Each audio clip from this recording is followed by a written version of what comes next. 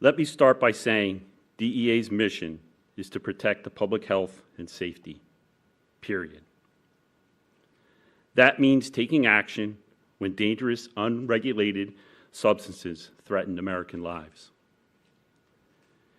DEA just received the Department of Health and Human Services formal recommendation for 7-hydroxide mitragynine, and now that we have it, we'll review it expeditiously, thoroughly, and in accordance with the law. We don't play politics with science, and we don't cut corners when it comes to public safety. DEA is the agency charged with making the final scheduling decisions under the Controlled Substances Act. But we don't act alone. We rely on HHS and the FDA to conduct rigorous, science-based evaluations, including the 8-factor analysis that considers abuse potential, medical use, and public health risks. DEA will now begin the legal rulemaking process, which includes an opportunity for the public to comment before any final scheduling decision is made. That means full transparency, and all voices will be heard.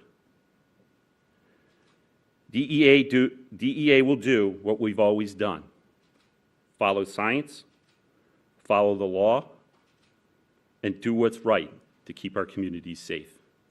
Thank you.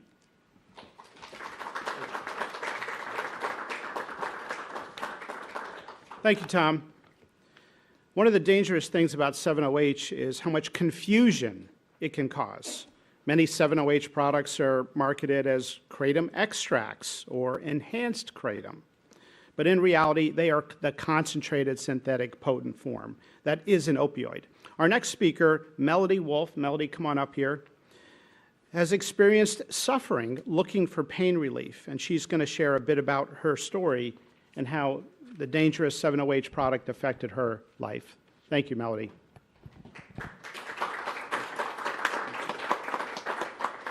So very good to be here today. My name is Melody Wolf, and I'm from Kalamazoo, Michigan. I have 3 grown children, and I'm going to be celebrating my 39th wedding anniversary on July 31st. So I'm very happy to get to do this and have my family see me doing this today. I'm also a 20-year chronic pain patient. I spent 8 of those years in bed. Our home was a pretty dismal place. My kids had fans on in their rooms at night because they needed to sleep and they couldn't hear me crying in the downstairs. They were able to go to very few activities because I was bedridden. And they had no parent to take them. My husband was working, and so we missed out on a lot of activities that they should have been at. And to be quite truthful, my marriage was headed for a divorce. But remember, I'm celebrating my 39th wedding anniversary soon. I saw many doctors at the Cleveland Clinic, the University of Michigan Rheumatology, and so many specialists. I was taking up to 11 medications at one time from one doctor, and one of them being the highest patch count for fentanyl. It didn't really help my pain. It made it easier to take because it made me sleep a lot, it made me groggy, but you know what? It also made me mean. And like I said, our house was a dismal place, and I'm just so thankful that I found a botanical called kratom. And right away, my life improved. I was out of bed, I was doing activities with my kids, and I lost a lot of weight too. Being in bed for 8 years, it affects your health very negatively. So I got my life back. I've taken tent camping trips to both eclipses, and things just turned around for my family. And in 2022, during COVID time, my daughter and son-in-law lost their childcare. I got a call, "Mom, would you like to come move in with us for the year?" I said yes immediately. "Don't you have to ask Dad?" "No." So it was very thrilling for me to get to spend the entire year with my granddaughter. And it was kratom only, the powdered leaf, that saved my life. And now I'm seeing something very dangerous happen. 7-OH is being sold over the counter, and it is not the plant. It's a concentrated substance that is very dangerous to consumers. 7-OH is not what helped me get out of bed and get a quality of life again that I enjoy. I check out my smoke shops, make sure that they're selling products appropriately, that there's labeling on them, that they have a no minors, and that Kratom is behind the counter locked up. I did that on Sunday. I said, "Where are your Kratom products?" He said, "Oh, here they are." He handed me a 7-OH product. And I said, "That's not Kratom." And he was very confused. He said, "It's not, I thought it was." I said, "No, it's not." I briefly explained it to him. And then when I told him that I do not take 7-OH, I never would, he said, "Well, I'm very glad to hear that, because many of my customers tell them that it takes them back to their heroin days." And there is the big danger. So this is what's happening. 7-OH is pulling people away from the opioid use that they've been trying to get away from. 7-OH needs to be off of the shelves. Thank you. Thank you, Melody. Now we're going to hear from Senator Markwayne Mullin from Oklahoma, and he has been a champion in Congress on addressing the opioid epidemic. And so, Senator Mullin, great to have you here, and thanks for speaking. Thank you. Great. Thank you, sir. Appreciate it. You know, we all get involved in issues for purposes of either passion or personal experiences. And with the opioid crisis or the drug epidemic we've had throughout the country, it's affected almost all of us, either directly or indirectly. For us, my wife and I, it's affected us directly. You know, unfortunately, we have family members that we love and we want to take care of. And if you've ever dealt with a family member that is struggling with drug use and you're the caregiver of that individual, they go missing for days. And you're worried about your phone ringing. You're afraid to be away from your phone. The phone rings at 2 o'clock in the morning, you pick it up because you're afraid to hear what you're worried about 24/7 is they found him dead. And typically it's, "Hey, I got arrested, I got in a fight, I'm in trouble, got stabbed, can you come get me?" And the list goes on. And I could give you horror stories of all the phone calls that my wife and I received over the last 20 years. And then when someone goes and they go to rehab and you get out, and because, my Lord, we've been to every rehab center you can imagine, and I'm sure some of you guys have experienced the same thing. And they're clean, they're doing better, and they find out they can go to a gas station or a vape shop or a skate shop or a bike shop, and they can find something that's legal for them to take that gives them the same high, and they can still pass drug tests even though they're on probation. And yet it's a road to the same addiction. And you see the pattern, you see it in their face, you see it in their eyes, you see it in their words, you see it in their behavior. And you're going, "Oh my gosh, here we go again." And you go get them drug tests and they're passed, and you're going, "What is going on? How can they pass this? What are you doing?" "I'm not doing anything. I'm not doing anything illegal." But you can read it because you've been with that loved one so long, you see it. And you're helpless. And once again, you know where the road is headed. And then honestly, those of our family members that we've struggled with addiction, when they actually get put in prison, it's probably the first night you actually sleep well. Because you know where they're at. You know you're not going to get that phone call. You don't like it, but you can breathe for the first time. And in our case, the person gets out after years in prison, and they find it in a drugstore again. And these individuals that are selling it know what they're doing. They know the individuals they're targeting. They know the loophole and selling it as a dietary substance. Well, they probably do lose weight, but not for the purposes that we would like them to.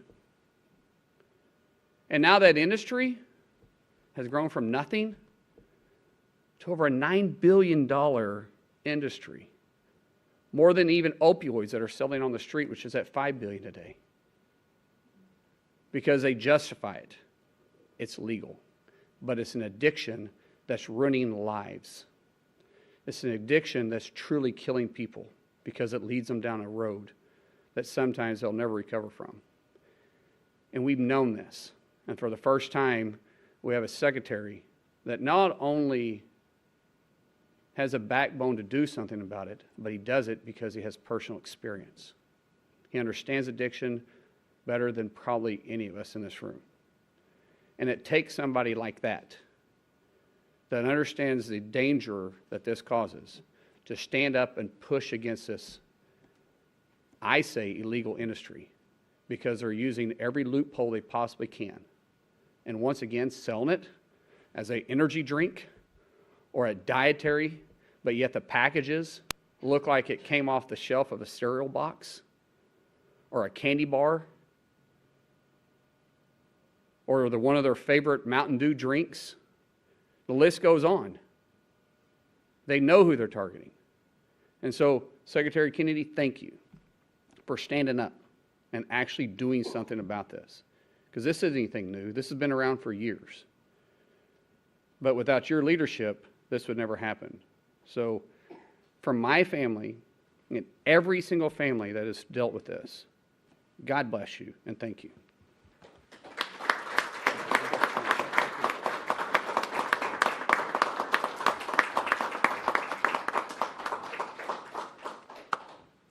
Thank you very much. Thank you for those kind words. I'm Markwayne. Thank you to Jim O'Neill, to Tom Przosnik, to Marty Makary, and to Wendy as well. Thank you for that, for sharing your story. I spent 14 years a heroin addict, and I've been 43 years in recovery. And so I spent a lot of time talking about addiction and reading about it. And typically in most societies, you have about 10% of the population that suffers from addiction. But when there is availability, that can become a crisis. And you can have, for example, in Yemen, virtually 100% of the adult population is addicted to khat, because it's available on every corner. And my addiction started because of, let me say this, it was precipitated by availability. In April of 1968, 3 months before my dad died, the French Connection, the biggest heroin bust in history, heroin recovery, happened all together. They got out of one automobile 200 pounds of heroin, of pure heroin, and they ended up getting, I think, about 1,600 pounds over time. That heroin was then stolen from the evidence locker room in the Manhattan DA's office, and it was distributed on the streets of New York. And for several years, there was $2 heroin, so it was available in deuces. And there were people on every corner in Harlem, every corner in the Lower East Side who were selling $2 heroin. And in 72nd Street, in Central Park, there were over 100 dealers selling it at that time. And, I had iron willpower in other parts of my life. I gave up candy for Lent when I was 13. I never ate candy again until I was in college. I gave up desserts for Lent the following year, and I never had another dessert till I was playing sports in college and trying to bulk up for sports. I felt I could do anything with my willpower, but this compulsion was absolutely impervious to my will. And part of the problem was just the availability. It was too easy to get this drug for me. And if you look at the waves of addiction that Marty talked about, throughout history, they're all precipitated by availability. Morphine was invented in 1803, and during the 1880s and 1890s, there was an addiction crisis in this country. One, because of the availability of opium that was coming in through immigrant supply chains. And the other was there was a lot of Civil War veterans who had become addicted, and it was widely available. Cocaine was available in medicinal drinks and in popular drinks like Coca-Cola. And Congress, in response to that crisis, made heroin and cocaine illegal in 1914. And we had a break from it for many, many years. And then the drug culture began in the 1960s, where it was psychedelics, et cetera. But the real addiction crisis began after 1969, when that heroin became available. And you got a whole generation that was hooked on that. And then in 1970, Congress again acted to criminalize heroin possession.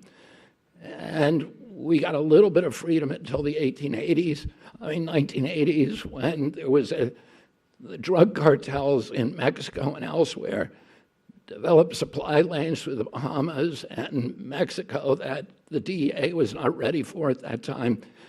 There were huge surpluses of cocaine in our country, and the drug dealers figured out a way to market it very cheaply through a new form of cocaine called crack.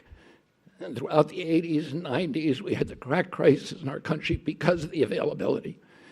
And then in 2000, we had the oxycodone crisis because suddenly opiate pills were available, partly because of the agency capture at FDA that Marty is now dismantling.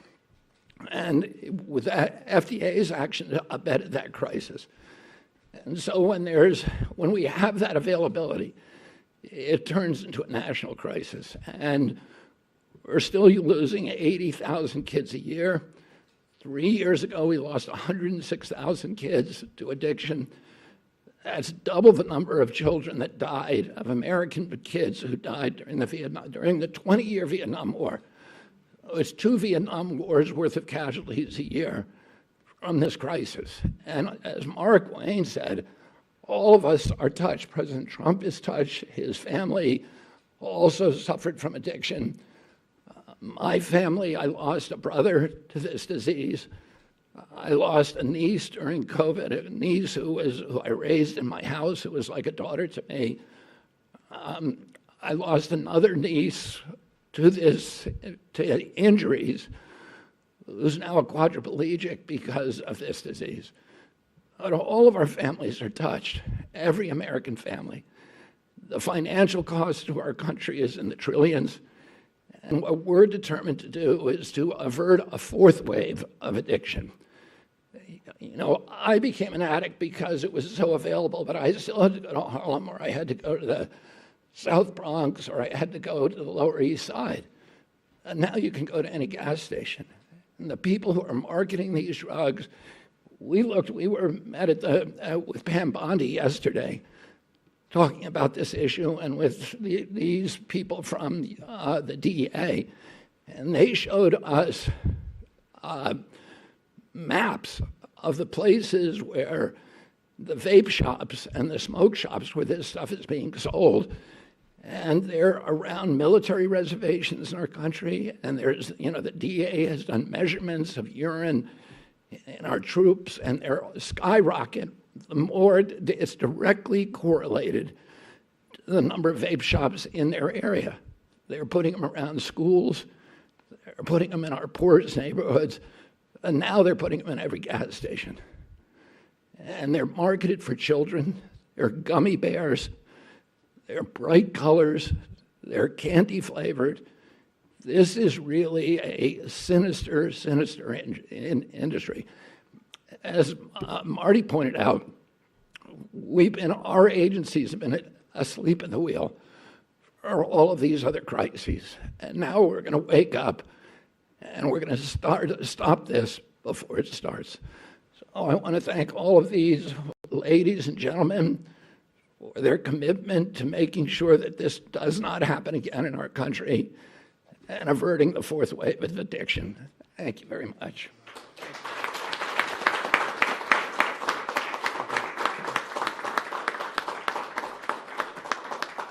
Thank you, Secretary Kennedy. We're now going to take questions from the press. If you can please keep your questions to the reason we're here today, and also give your first name, last name, and outlet. We have a microphone for you. David Lim with Politico. Thanks for taking my question. In 2018, former FDA Commissioner Scott Gottlieb said FDA scientists conducted an analysis suggesting that kratom compounds had opioid-like properties. And he said that there is, quote, no evidence to indicate kratom is safe or effective for any medical use. I know the FDA's warning letters and the actions today are concentrated on concentrated 7-OH products, but does the government today believe kratom itself is safe to consume? And then secondly, the DEA previously attempted to temporarily schedule 7-OH in 2016 before backing off after receiving public blowback. Is the Trump administration prepared to finalize the scheduling process, even if it receives similar concern now? So first of all, we're not prepared to say anything is 100% safe, especially when it has psychoactive properties. But what we are saying is that our focus is on synthetic concentrated kratom. And you point out a good point, and that is that if we talk about all 7-OH, then we're not distinguishing to the public the risk stratification of the synthetic concentrated from the trace amounts of 7-OH that naturally appear in the kratom leaf and have for centuries and have been used in teas and other things. So our scheduling recommendation will delineate trace amounts from synthetic concentrated amounts. Great question. Thank you.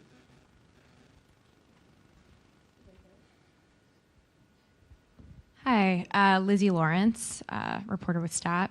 I'm curious how many, if there are any known cases there are of 7-OH being recorded as the sole cause of a fatal overdose. We have terrible statistics because if somebody comes in with 7-OH overdose, I'm not even sure a doctor would know to ask about 7-OH. Very few doctors I've spoken with know what's in these vape stores or know what 7-OH is. I've had to explain it to the dozen or so doctors I've talked to. So I think we're just starting to understand. It's very, very reminiscent of when we prescribed opioids to patients who didn't need them after minor surgical procedures, or too many opioids for those who did need an opioid.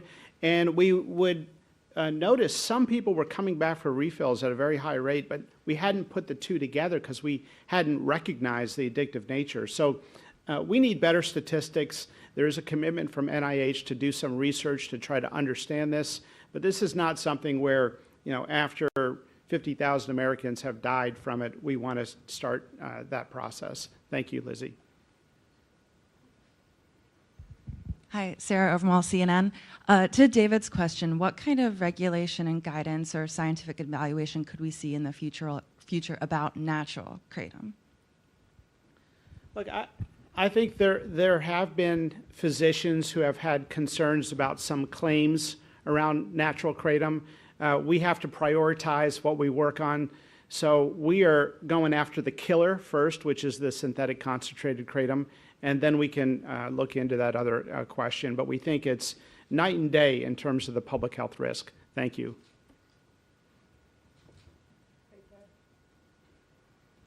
Hey, thank you. I'm Scott with CBS. You mentioned the doctors need to become more familiar with the danger here, and you've issued a letter, I think, today to doctors. But what, in fact, changes today? I'm sorry, are you issuing a new regulation? Are you going to do the scheduling? What actual change is HHS affecting today? Yeah, so great question. Thank you for that. So a couple things. One, we're issuing a report, an FDA report on 7-OH, explaining it. We are putting that out there. We are, and we'd love for you to let Americans know about that report so they can learn. It has both a deep science component and a section for lay people so they can understand the issue. We think every school board should be talking about this. We are, number two, issuing a letter today to the DEA to recommend scheduling above a concentration threshold as a controlled substance. Number 3, we are sending a Dear Doctor letter to every physician in the United States warning them about this. And we're going to continue to try to educate the public. So a couple very definitive actions today, and of course we announced a couple weeks ago that we have let distributors to the retail stores know that we have serious safety concerns and specified those concerns. Yeah.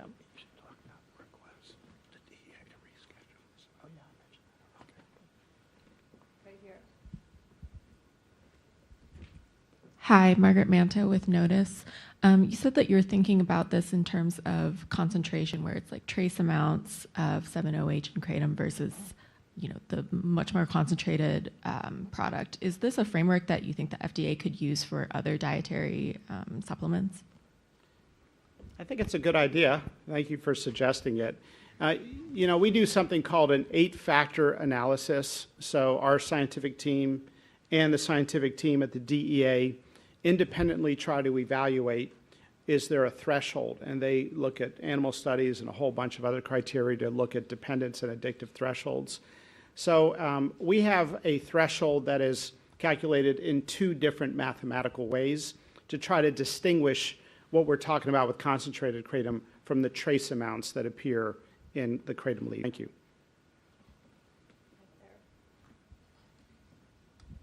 Thank you, Katrin Asaf, Gray Media.